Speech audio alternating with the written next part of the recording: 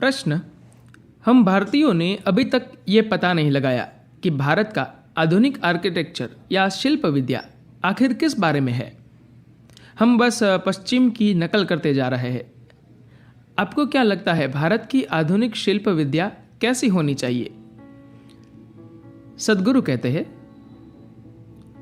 हम पश्चिम की नकल सिर्फ वास्तुकला में ही नहीं, हर चीज में करते हैं। मैं भारत में बहुत सारी महिलाओं को सफेद बालों के साथ देखता हूं। आपके बाल किसी भी रंग के हो, मुझे कोई समस्या नहीं है। आप उन्हें किसी भी रंग में रंग सकते हैं, लेकिन आपको ये किसी की नकल करते हुए नहीं करना चाहिए। हालांकि 70 वर्ष पूर्व वह हमें छोड़कर जा चुके हैं, लेकिन हमारे दिलो दिमाग में वे आज भी मौजूद है। आपके बालों का रंग कोई मुद्दा नहीं है, लेकिन आपको यह सिर्फ इसलिए नहीं करना चाहिए क्योंकि आपको ऐसा लगता है कि किसी और के बालों का रंग आपके बालों के रंग से बेहतर है। यह तो रंग भेद हो गया। यह बाध्यता निश्चित रूप से वास्तुकला में भी आई है। यदि आप पीछे मुड़कर प्राचीन भारत को देखें, क्या गजब का सौंदर्य शास्त्र था। इसका एक पहलू ज्यामिति था। भौतिक जगत में सबसे महत्वपूर्ण पहलू ज्यामितिक पूर्णता है।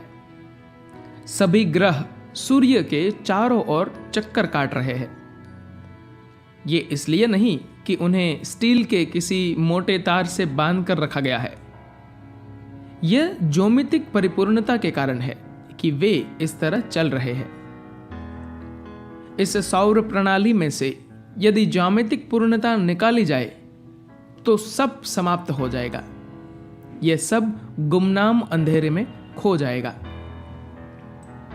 भौतिक स्तर पर सारा यौगिक विज्ञान सिर्फ अपनी व्यक्तिगत ज्यामिति को ब्रह्मांडीय ज्यामिति के साथ एक सीध में लाना ही है, जिससे किसी एक बिंदु पर आप में और ब्रह्मांड में कोई अंतर ही न रह जाए। आप हर चीज को खुद के रूप में अनुभव करते हैं क्योंकि आपने एक विशेष स्तर की ज्यामितीय पूर्णता प्राप्त कर ली है। यह केवल आपकी शारीरिक संरचना में ही नहीं होता, आपकी रासायनिक एवं ऊर्जात्मक संरचना भी विशाल ज्यामिति के साथ सीधे जुड़ जाती है, जिसे आप एवं महासृष्टि एक ही समान महसूस करते हैं क्योंकि वे सही ढंग से एक ही लाइन में है। सभी ग्रह सूर्य के चारों ओर चक्कर काट रहे हैं। ये इसलिए नहीं है कि उन्हें स्टील के किसी मोटे तार से बांध कर रखा गया है। यही तो है ज्यामितिक परिपूर्णता। इस सौर प्रणाली में से यदि ज्यामितिक पूर्णता निकल जाए तो सब समाप्त हो जाएगा। शिल्प विद्या क्या है?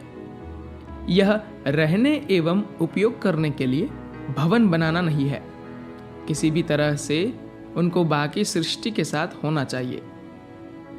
मुझे लगता है कि आज हम यह बिल्कुल भूल गए हैं क्योंकि हमें सामग्री के मामले में बहुत स्वतंत्रता मिली है।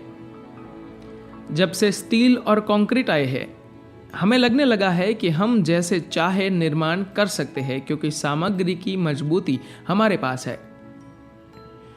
सिर्फ शक्ति के बल पर कुछ भी कर लेना उपयोगिता के लिए कभी कभार ठीक हो सकता है, लेकिन यदि आप हर बात के लिए यही करते हैं तो जीवन भद्दा हो जाता है।